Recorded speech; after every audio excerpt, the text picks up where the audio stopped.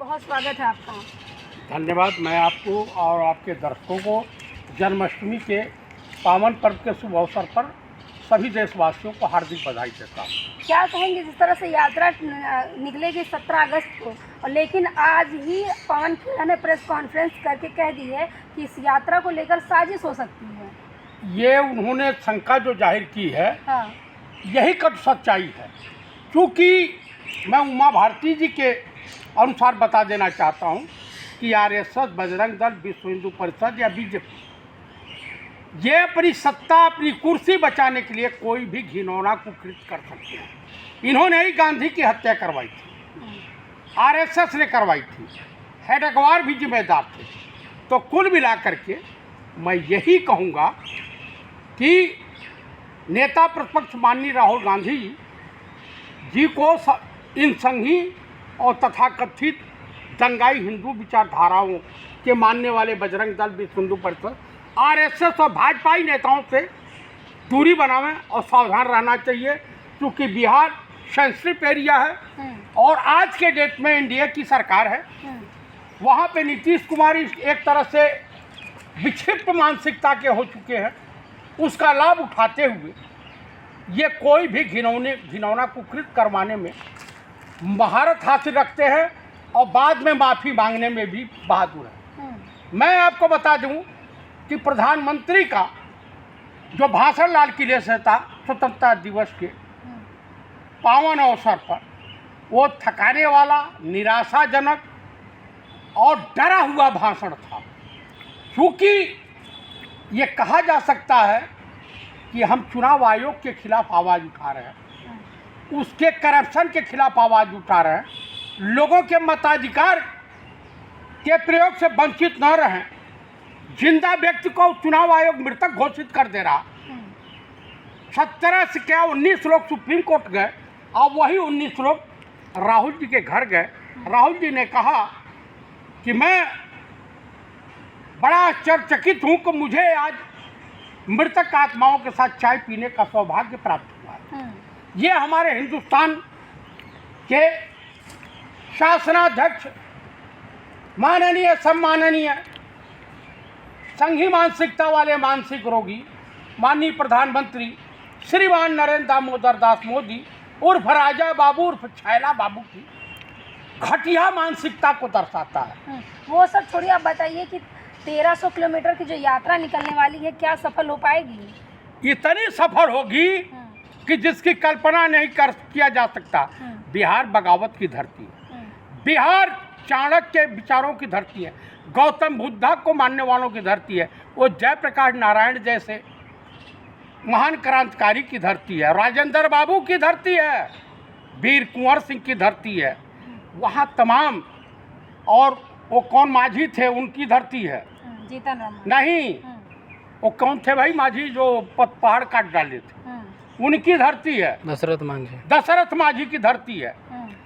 तो वहाँ पे माता जानकी की धरती है। तो कुल मिलाकर के अब इस आताताई का अंत होने जा रहा है। बिहार चुनाव में बुरी तरीके से परास्त होंगे।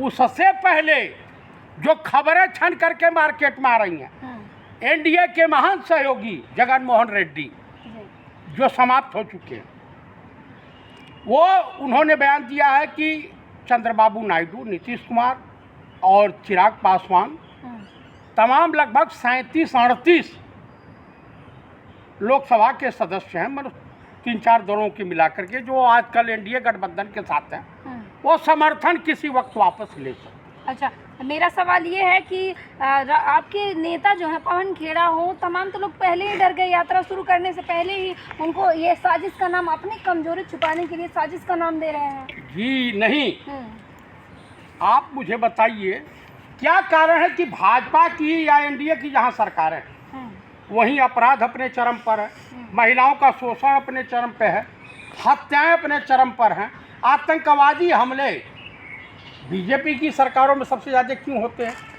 क्या कारण है? इसका मतलब गठजोड़ है, काम करना कुछ नहीं है और दिव्य स्वप्न दिखाना। आप मुझे एक चीज़ बता दीजिए, प्रधानमंत्री ने लाल किले की प्राचीर से क्या कहा आत्मनिर्भर भारत बनेगा। अरे जिस देश में 90 करोड़ जनता 5 किलो राशन पर जिंदा रहेगी और जिस देश की जनता को काम धंधा नहीं मिलेगा, उस देश में क्राइम बढ़ रहेगा।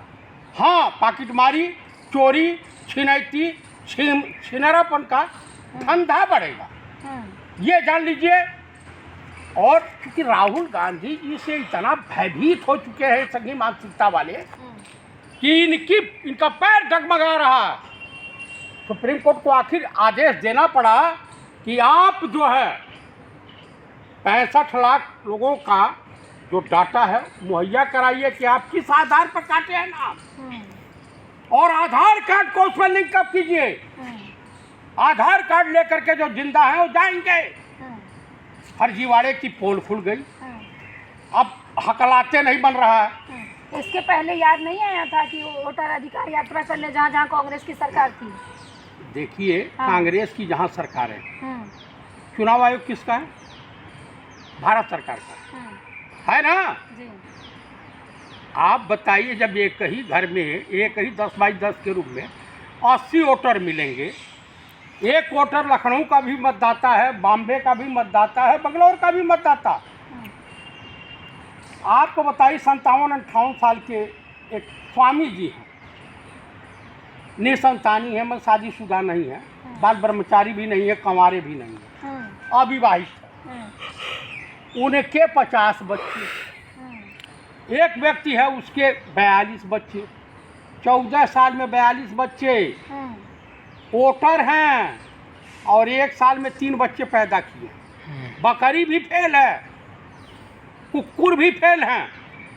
तो मुझे आप एक चीज़ बता दीजिए कि जिस देश में इस तरह का करप्शन हो, जिस देश में इस तरह की घोटालेबाजी हो, मेरी बात छोड़िए, कांग्रेस की बात छोड़िए, विपक्षी पार्टियों की बात छोड़िए, अनुराग ठाकुर प्रेम कुमार धूमल के बेटे बरेली में, बरेली में उन्होंने प्रेस कॉन्फ्रेंस कहा 6 सीटों पर महा घोटाला हुआ है, वोटों की हेरा फेरी हुई है। अरे सरकार तुम्हारी, प्रधानमंत्री तुम्हारा, चुनाव आयोग तुम्हारा, और घोटाला हुआ। लेकिन यात्रा शुरू होने से पहले ही आपके नेता डर गए ना, प्रेस कॉन्फ्रेंस कर दिए। भाई प्रेस कॉन्फ्रेंस करके देशवासियों को और पूरी दुनिया को बताना है कि भैया इस तरह की घटना को ही अंजाम दिलवा सकते हैं। जस्टिस लोया को देखा है, जस्टिस लोया की हत्या हुई है, उसके बाद हरण पांड्या का नाम याद है, पुलवामा याद है, पहलगांव याद है, उसके बाद जो है गुजरात में जो दंगे फसाद करवाए गए याद है। तो ये कुछ भी करवा सकते हैं। ये बताइए, हम तो जाट समुदाय को बड़ा बहादुर समझते थे, लेकिन एक ईमानदार सतपाल मलिक जैसे गवर्नर और उसके बाद मंत्री, एमपी, विधायक, उनको राजकीय सम्मान नहीं मिलेगा। दरअसल क्या डर है, राहुल गांधी से क्यों भयभीत हैं ये लोग? कारण सबसे बड़ा ये है कि इनको सत्ता जाने का डर नहीं है।